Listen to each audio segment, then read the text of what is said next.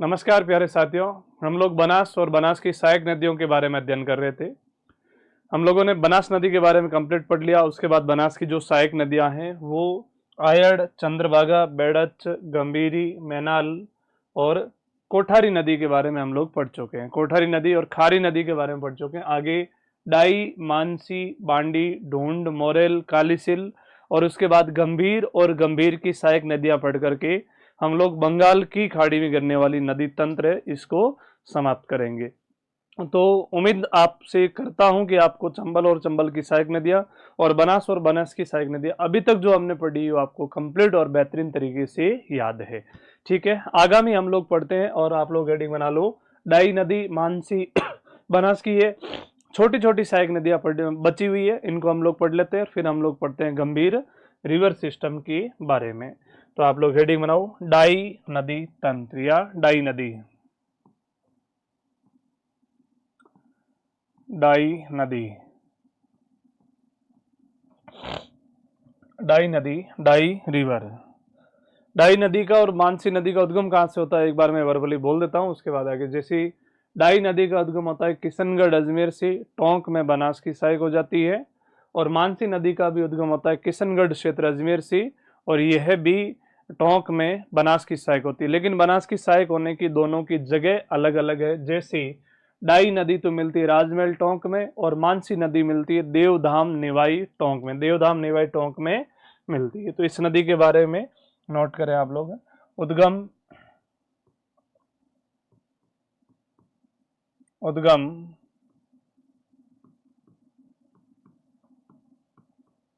किशनगढ़ अजमेर से, उद्गम किशनगढ़ अजमेर से, राजमहल टोंक में,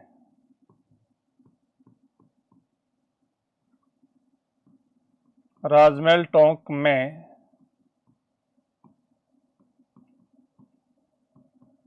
बनास की सहायक,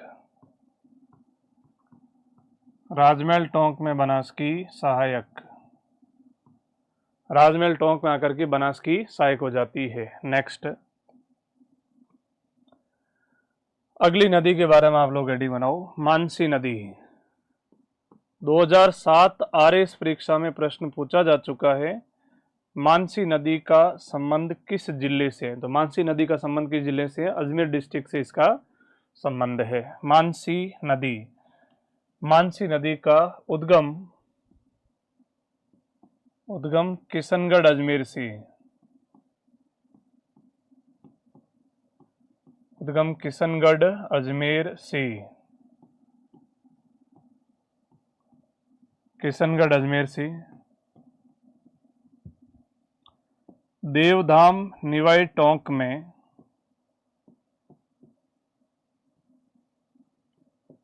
देवधाम निवाई टोंक में, टोंक में बनास की सहायक, बनास की सहायक, देवधाम निवाई टोंक में बनास की सहायक हो जाती है। इसी बनास के साथ देवधाम निवाई टोंक में मानसी, बांडी और बनास का त्रिवेणी संगम बनता है। मानसी, बांडी, बनास का त्रिवेणी संगम कहाँ पे बनता है? तो जवाब दोगे देवधाम निवाई टोंक में बनता है। देवधाम निवाई टोंक में बनता है। नेक्स्ट, अगला आप लोग रेडी बनाए। बांडी नदी, बांडी नदी, बांडी नाम की भी राजस्थान में 3 नदियां हैं। बांडी नाम की 3 नदियां हैं। एक बांडी पर फोय सागर या वरुण सागर झील और आना सागर झील बनी हुई है। एक बांडी के किनारे पाली शहर बसा हुआ और एक ये बांडी है जो जयपुर से निकलकर टोंक में बनास की सहायक हो जाती है। तो उद्गम, उद्गम जयपुर से, उद्गम जयपुर से, कोमा टोंक में बनास की सहायक,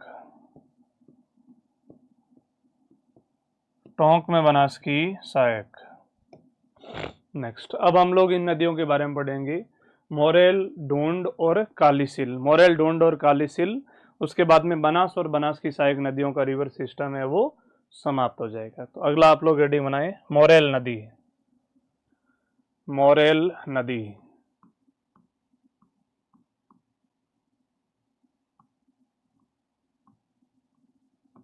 मोरेल नदी। मोरेल नदी का उद्गम होता है चैनपुरा की पहाड़ियां जयपुर से। चैनपुरा की पहाड़ियां जयपुर से उद्गमित होकर के और सवाई माधोपुर में आकर के बनास की सहायक हो जाती है। मान लो कि नदी कौन सी है, जवाब दोगे बनास। बनास की सवाई माधोपुर क्षेत्र में सहायक नदी है, इस नदी का नाम है मोरेल नदी। मोरेल नदी। मोरेल की सहायक है ढूंढ नदी। मोरेल की सहायक ढूंढ नदी, तो ढूंढ के बारे में अध्ययन करेंगे। और उसके बाद करौली से निकल करके सवाई माधोपुर में मोरेल की सहायक हो जाती है, इस नदी का नाम है कालीशिल नदी। कालीशिल नदी, कालीशिल नदी। उसके बाद में देखो मोरेल नदी, और मोरेल नदी का उद्गम, उद्गम चैनपुरा की पहाड़ी, चैनपुरा की पहाड़ी जयपुर से। चैनपुरा की पहाड़ी जयपुर से। उसके बाद में जयपुर दौसा,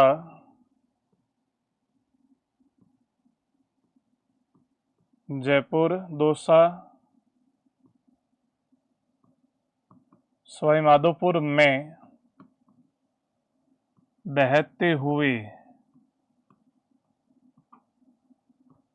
बहते हुए बनास की सहायक,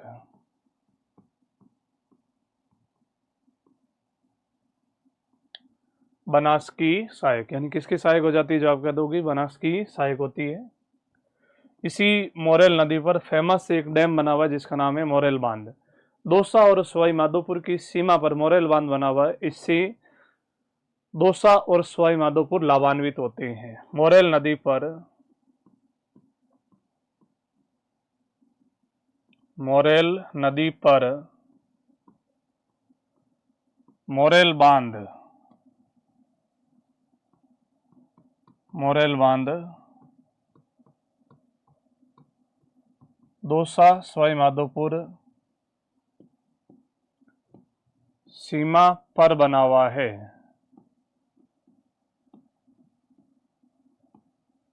दौसा सवाई माधोपुर सीमा पर बना हुआ है, इससे यह जिले लाभान्वित होते हैं।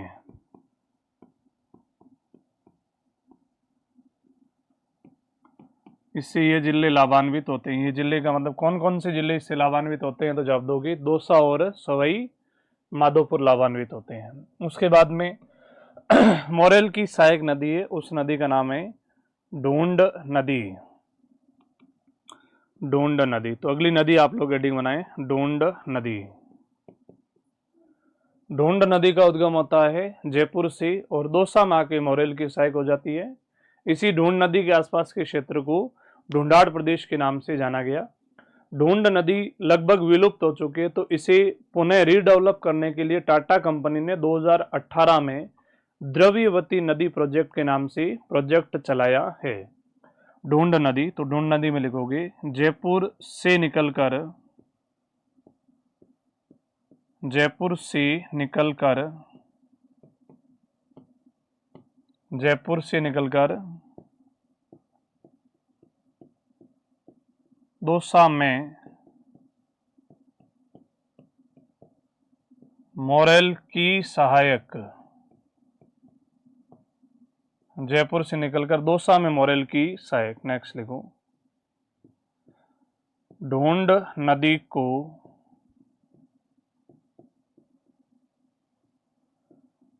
पुनर्जीवित करने के लिए, ढूंढ नदी को पुनर्जीवित करने के लिए पुनर्जीवित करने के लिए टाटा कंपनी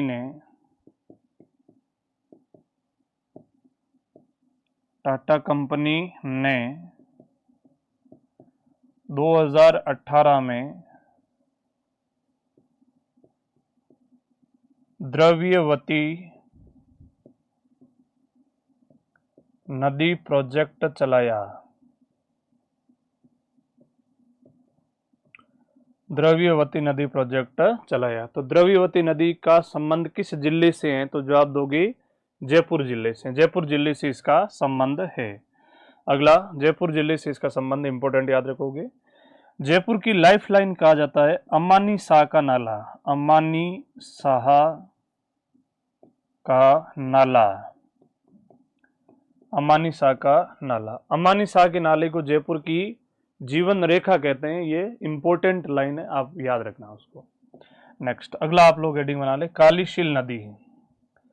कालीशील नदी। कालीशील नदी, और कालीशील नदी का उद्गम होता है करौली से सवाई माधोपुर में मोरेल की सहायक हो जाती है। और कालीशील नदी के किनारे केला देवी का मंदिर करौली में बना हुआ है। कालीशील नदी,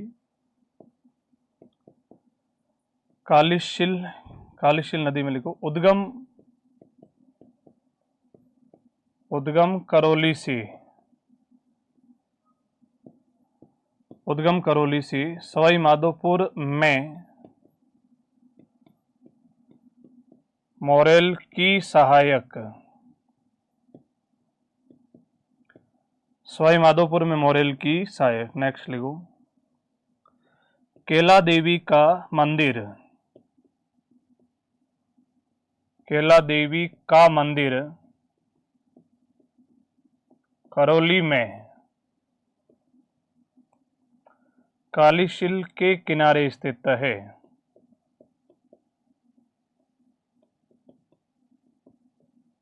कालीशील के किनारे स्थित है। केला देवी का मंदिर करौली में कालीशील नदी के किनारे स्थित है। तो ये हमने पूरा एक सिस्टम पढ़ा जिसका नाम था बनास और बनास की सहायक नदियां। बनास और बनास की सहायक नदियां, और बंगाल की खाड़ी में गिरने वाला लास्ट रिवर सिस्टम बचा है, उसका नाम है गंभीर नदी तंत्र। तो पहले हमने पढ़ा चंबल नदी तंत्र, उसके बाद पढ़ा बनास नदी तंत्र, और फिर हम लोग पढ़ेंगे गंभीर नदी तंत्र, ताकि बंगाल की खाड़ी में गिरने वाली नदियां हैं वो समाप्त हो जाएं।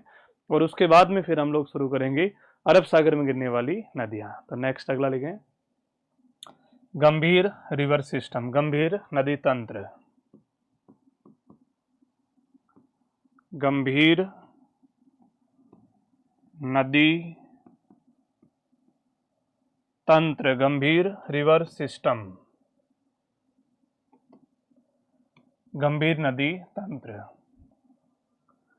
गंभीर नदी का उद्गम होता है नादौती की पहाड़ियां करौली से, और उसके बाद में यही नदी धौलपुर में बहते हुए भरतपुर में बहते हुए धौलपुर में जाकर के और सवाई माधोपुर यूपी डिस्ट्रिक्ट में जाकर के यमुना की सहायक हो जाती है। यमुना की सहायक होती है।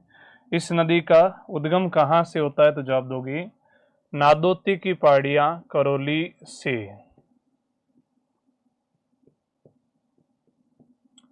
नादौती की पहाड़ी, नादौती की पहाड़ी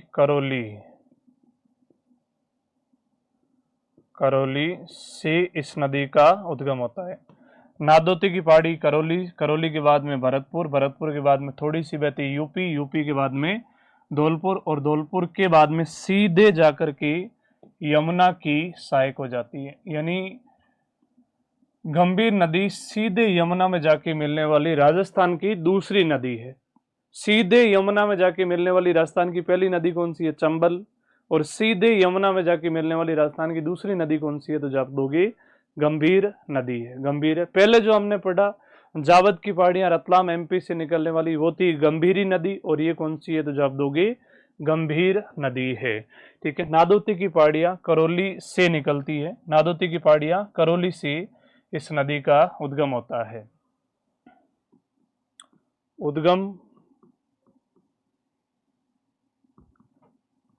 नादौती पहाड़ी, नादोती पहाड़ी करौली से, नादोती पहाड़ी करौली से। नेक्स्ट करौली, भरतपुर, धौलपुर में बहते हुए, में बहते हुए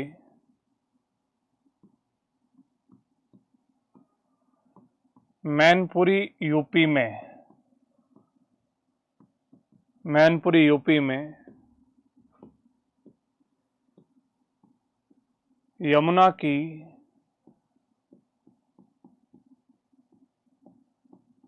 दाएं ओर से सहायक, यमुना की दाएं ओर से सहायक। नेक्स्ट लिखो, कुल लंबाई, कुल लंबाई 288 किलोमीटर।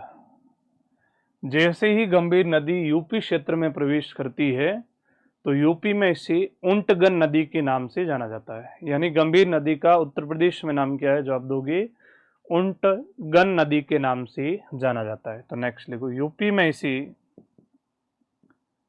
यूपी में इसे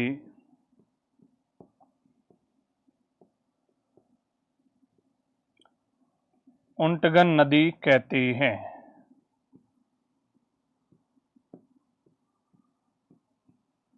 यूपी में इसे ऊंटगन नदी कहती हैं, उत्तर प्रदेश में इसे ऊंटगन नदी के नाम से जाना जाता है। यूपी में इसे ऊंटगन नदी कहते हैं। नेक्स्ट है, अब देखो, चंबल के बाद सीधे यमुना में मिलने वाली राजस्थान की दूसरी नदी है। लेकिन राजस्थान से निकलकर सीधे चंबल, सीधे यमुना में मिलने वाली राजस्थान की कौन सी नदी है? तो पहली, क्योंकि चंबल नदी का उद्गम राजस्थान से नहीं होता है, उसका उद्गम यूपी से होता है। तो देखो, चंबल के बाद,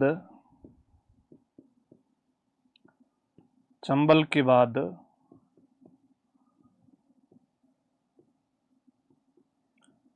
सीधे यमुना में मिलने वाली, सीधे यमुना में मिलने वाली राज्य की दूसरी नदी है। चंबल के बाद सीधे यमुना में मिलने वाली राज्य की दूसरी नदी है। नेक्स्ट,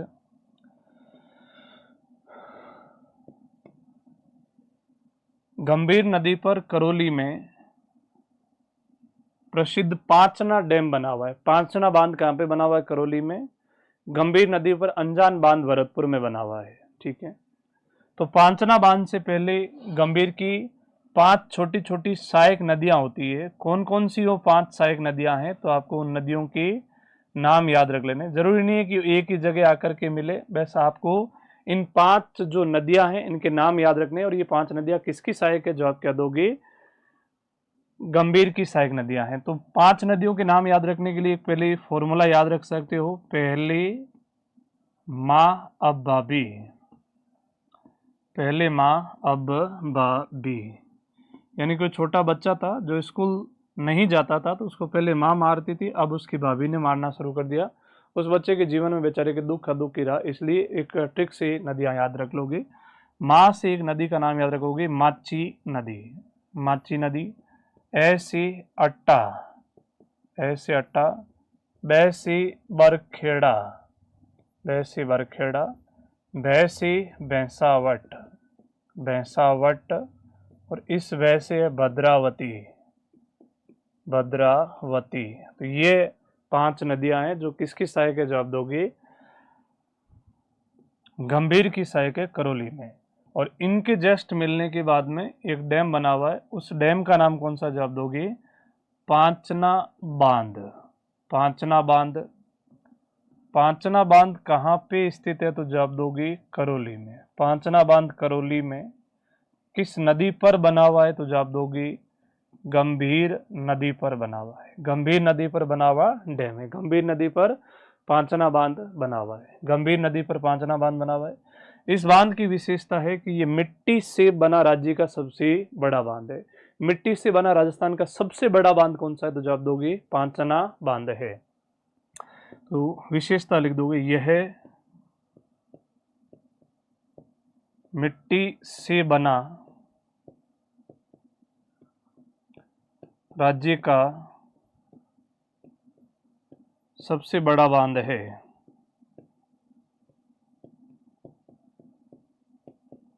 सबसे बड़ा बांध है, ये मिट्टी से बना राज्य का सबसे बड़ा बांध है, पांचना बांध। और इसमें भी फाइनेंशियली इकोनॉमिकली सपोर्ट अमेरिका ने किया था। तो ये मिट्टी से बना राज्य का सबसे बड़ा बांध है। नेक्स्ट, इसी गंभीर नदी पर अनजान बांध भरतपुर,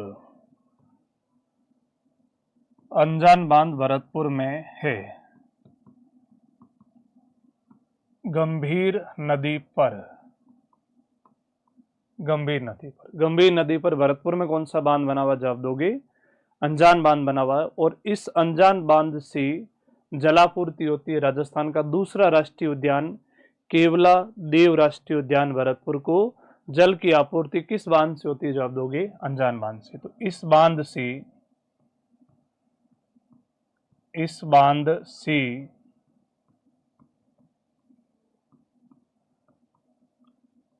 केवला देव राष्ट्रीय उद्यान को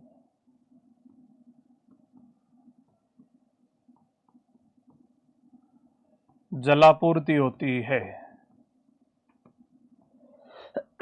केवला देव राष्ट्रीय उद्यान को जलापूर्ति होती है। इसी गंभीर की धौलपुर डिस्ट्रिक्ट में एक सहायक नदी है जिसका नाम है पार्वती सेकंड नदी। याद रखना, पार्वती फर्स्ट हमने पढ़ा था चंबल की सहायक है, और पार्वती सेकंड नदी किसकी सहायक है, तो जवाब दोगे गंभीर नदी की सहायक है। तो हेडिंग बना लो एक जैसी, पार्वती सेकंड नदी, पार्वती सेकंड नदी। इसमें हम लोग लिखेंगे करौली से निकलकर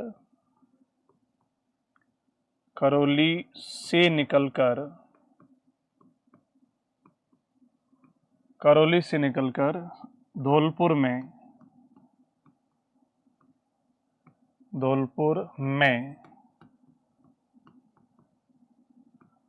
गंभीर की सहायक,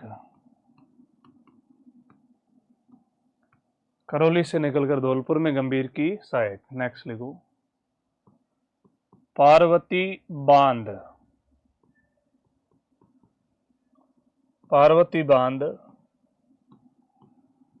पार्वती नदी पर धौलपुर में बना हुआ है। पार्वती बांध पार्वती नदी पर धौलपुर में बना हुआ है। इसी गंभीर नदी के किनारे करौली डिस्ट्रिक्ट में जैन धर्म के 24वें तीर्थंकर महावीर स्वामी का मंदिर बना हुआ है। तो श्री महावीर जी का मंदिर करौली में गंभीर नदी के किनारे स्थित है। तो ये एक स्टेटमेंट और लिख दोगे, श्री महावीर जी का मंदिर, श्री महावीर जी का मंदिर करौली में, श्री महावीर जी का मंदिर करौली में गंभीर नदी के किनारे, गंभीर नदी के किनारे स्थित है।